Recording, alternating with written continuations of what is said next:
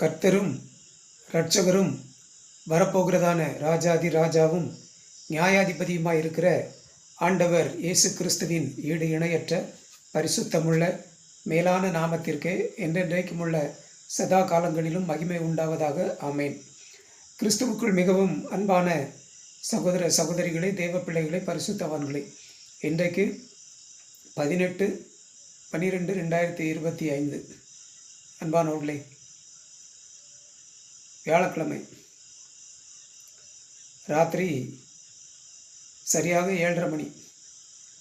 அன்பான தெய்வ பிள்ளைகளே, இன்றைக்கும் கர்த்தருடைய பெரிதான கிருபையினால் இந்த வீட்டுக்கும் இந்த 17 சென்ட் நிலத்துக்குமான அப்ரூவல் சம்பந்தமான அந்த காரியங்களுக்கான பணம் கொடுப்பதற்கு கட்டுவதற்கு கர்த்தர் கிருபை பாராட்டி இருக்கிறார். அன்பான தெய்வ பிள்ளைகளே, சரிங்களா? பஞ்சாயத்திலேருந்து ஏற்கனவே என்ஜினியருக்கு அவங்க இமெயிலுக்கு அனுப்பி விட்டாங்க. கிட்டத்தட்ட 7,700 சில்லரை வரும் அப்படின்னு நினைக்கிறேன். 7,800 ரூபாய் நான் இன்றைக்கி கொடுத்துருக்கேன் பஞ்சாயத்துக்கு கட்டுறதுக்கு. நான் காலையில் கொடுத்தேன். சாயங்காலம் இன்றைக்கி நான் திருநெல்வேலிக்கு போனேன். போயிட்டு சாயங்காலம் வரும்போது ஒரு 5 மணிக்கு மேலே வந்து என்ஜினியர் ஆஃபீஸில் போய் அவங்கள பார்த்தேன். கட்டிட்டிங்களான்னு கேட்டேன். இல்லை, கட்டிடுவோம் அப்படின்னு சொன்னாங்க. ஆனால் நான் வீட்டுக்கு வந்தேன். இவங்க கொஞ்ச நேரத்துக்கு முன்னாடி என்ஜினியர் அவங்க எனக்கு ஃபோன் பண்ணி சொல்லிட்டாங்க, பணம் கட்டியாச்சு, நீங்கள் நாளைக்கு பஞ்சாயத்து ஆஃபீஸில் போய் அவங்கக்கிட்ட சொல்லுங்கள் பணம் கட்டியாச்சுன்ட்டு. அவங்க பார்த்துட்டு அதை அப்டேட் பண்ணி விட்டுருவாங்க. அப்புறம் நீங்கள் அந்த அப்ரூவலாக வாங்கிக்கலாம், எங்ககிட்டே வாங்கிக்கலாம் அப்படின்னு சொல்லியிருக்காங்க.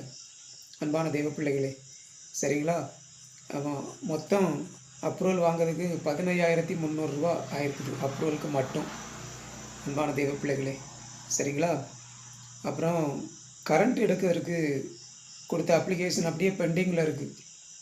3 தடவை வந்து பார்த்துட்டு போயிருக்காங்க. உங்களுக்கு நாங்கள் கரண்ட் கொடுத்துருவோம் அப்படின்னு சொன்னாங்க. போஸ்டெல்லாம் நாங்களே போட்டுருவோம், அதுக்கெலாம் நீங்கள் பணம் கட்ட வேண்டியது வராது அப்படிங்கிறதெல்லாம் சொன்னாங்க. ஆனால் பெண்டிங்கில் இருக்குது. ஏன்னா இடத்த ட்ரஸ்ட் பேரில் வச்சுருக்கீங்க, அதனால் எப்படி வீட்டு கரண்ட் கொடுக்குறது எப்படி அப்படின்னு சொல்லி நாங்கள் மேலே அங்கே சொல்லியிருக்கோம். அவங்க எங்களுக்கு சொன்னதுக்கப்புறம் நாங்கள் உங்களுக்கு தகவல் சொல்லுவோம். அதுக்கப்புறம் எவ்வளோ கட்டணும்னு சொல்லுவோம். அதுக்கப்புறம் அதை வந்து நீங்கள் கட்டணும் அப்படின்ட்டுருக்காங்க. அன்பானவர்களே, அநேகமாக அதுக்குள்ளே எனக்கு அப்ரூவல் கையில் கிடச்சிரும். அப்ரூவலை கொண்டு அவங்கக்கிட்ட கொடுத்து வீடு அப்படிங்கிறதுக்கான அப்ரூவல் கையில் வந்துடும். அதை கொண்டு கொடுத்துட்டு அதுக்கப்புறம் நடவடிக்கை எடுங்க அப்படின்னு நான் சொல்லணும் அப்படின்னு நான் நினச்சிருக்கேன். வீட்டு கரண்ட் தான் கண்டிப்பாக தந்தே ஆகணும் அன்பானவர்களே. ஆனால் அதுக்கு பணம் கட்டுறதுக்கு எவ்வளோ பணம் சொல்ல போகிறாங்கன்னு தெரில. அதுக்கு பணம் இல்லை, சரிங்களா? இதுக்கே 15,300 ரூபா. அப்புறம் கொஞ்சம் செலவாக இருக்குது. அதெல்லாம் நான் தனியாக கணக்கில் வச்சுருக்கேன், இந்த கணக்கில் அதை சேர்க்கலை, சரிங்களா? கரண்ட் எடுக்கிறதுக்கு பணம் தேவை. பெருமாள் குலத்தை சேர்ந்த ஒரு அன்பு சகோதரர், அவங்க களக்காட்டில் இருக்காங்க. அவங்கக்கிட்ட சொன்னேன் எப்படி கரண்ட் எடுக்கணும், கொஞ்சம் ஹெல்ப் பண்ணுங்க அப்படின்ட்டு. அவங்க ஒரு 2-3 நாளைக்கு முன்னாடி அவங்கள அங்கே பெருமாள் குளத்தில் வச்சு பார்த்தேன். அவங்கள பார்க்க போனேன். அவங்க ஏற்கனவே கொண்டு வந்திருந்தாங்க. நான் கேட்கணும்னு நினச்சிட்டு போனேன். அவங்களாவே ஒரு 2,000 ரூபா கொடுத்துட்டாங்க கரண்ட் எடுக்கிறதுக்கு. பெருமாள் குலத்தை சேர்ந்த ஒரு அன்பு சகோதரர், அவங்க களக்காட்டில் இருக்காங்க. அவங்க 2,000 ரூபா கொடுத்துருக்காங்க கரண்ட் எடுக்கிறதுக்கு. ஆண்டவர் உங்களோட பேசினா நீங்களும் கரண்ட் எடுக்கிறதுக்கு உங்களால் என்ற உதவிகளை செய்யலாம், சரிங்களா? அதுக்கு எவ்வளோ ஒன்று இன்னும் தெரியலை, சரிங்களா? அவங்க சொன்னதுக்கப்புறம் தான் எவ்வளோ ஒன்று நான் சொல்ல முடியும். கர்த்தர் அதிசயமாக நடத்தி கொண்டிருக்கிறார். இவ்வளோ அழகான வீட்டை கட்டி தந்த கர்த்தர் கரண்ட் எடுத்து தராமலாக போயிடுவார். அப்புறம் போர் போட்டு தண்ணி வசதி ஏற்படுத்தி தராமலாக போயிடுவார். அப்புறம் இந்த இடத்துக்கு காம்பவுண்ட் போட்டு தராமலாக போயிடுவார். இந்த இடத்துல தேவையானதெல்லாம் செய்யாமலாக போயிடுவார். கண்டிப்பாக செய்வார். அன்பானவர்களே, கர்த்தர் நல்லவர், கர்த்தர் நல்லவர். கொடுத்த ஜெபித்த ஆதரவாக அனுகூலமாக இருந்தவர்கள் அனைவருக்கும் நான் நன்றி சொல்லுகிறேன். அவர்களுக்காக மறக்காமல் ஜெபிக்கிறேன்.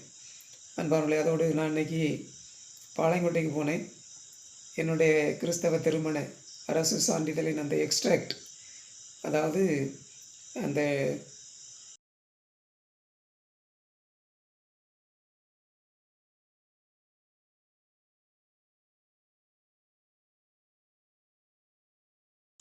க்ரீன் டிக் வந்திருக்கக்கூடிய அந்த எக்ஸ்ட்ராக்டை நான் பெற்றுக்கொள்ளணும். அது என்னாச்சுன்னு கேட்குறதுக்கு போயிருந்தேன். பதிவுத்துறை துணைத் தலைவர் அலுவலகத்துக்கு போய் அவங்கள பார்த்தேன். நாங்கள் அப்டேட் பண்ணிட்டோம், இனிமேல் உங்களுக்கு சென்னையிலேருந்து தான் அதை போட்டு விடணும். பதிவுத்துறை ஐஜி, அதாவது பதிவுத்துறை தலைவர் அவங்க ஆஃபீஸில் இருந்தால் அதை போட்டு விடணும். நீங்கள் அதை நோட் பண்ணிக்கிட்டே இருங்க. இமெயிலில் வருதான்னு பாருங்கள். இல்லைன்னா அந்த யாரை வச்சு நீங்கள் பண்ணீங்களோ அவங்களுக்குள்ள அந்த யூசர் நேம் பாஸ்வேர்டை கிளிக் பண்ணி அதில் பாருங்கள் அப்டேட் பண்ணியிருக்காங்களா அப்படின்னு சொல்லி. அவங்க தான் பண்ணி விடுவாங்க அப்படின்னு சொல்லியிருக்காங்க. அன்பானவர்களே, அதையும் நான் எதிர்பார்த்துட்ருக்கிறேன். அன்பான தெய்வ பிள்ளைகளே, அப்புறம் இன்றைக்கி நான் பாளையங்கோட்டைக்கு போனதுனால அப்புறம் நமக்கு சொந்தக்காரங்க, அதாவது எனக்கு ஒரு தம்பிக்கு மகா, அவளுக்கு குழந்தை பிறந்திருந்து, ஆகவே அப்படியே அந்த ஆஸ்பத்திரியில் போய் அவங்களையும் பார்த்துட்டு அந்த குழந்தையும் பார்த்துட்டு இன்றைக்கி வந்தேன். அன்பான தெய்வ பிள்ளைகளே, சரிங்களா? இதான் இன்றைக்கி உள்ள செய்தி. ஜெபம் பண்ணிக்கங்க. அன்பான தெய்வ பிள்ளைகளே, கர்த்தர் தாமே உங்கள் ஒவ்வொருவரையும் ஆசீர்வதிப்பாராக. ஆமேன், ஆமேன், ஆமேன். Praise the Lord. Thank you Jesus.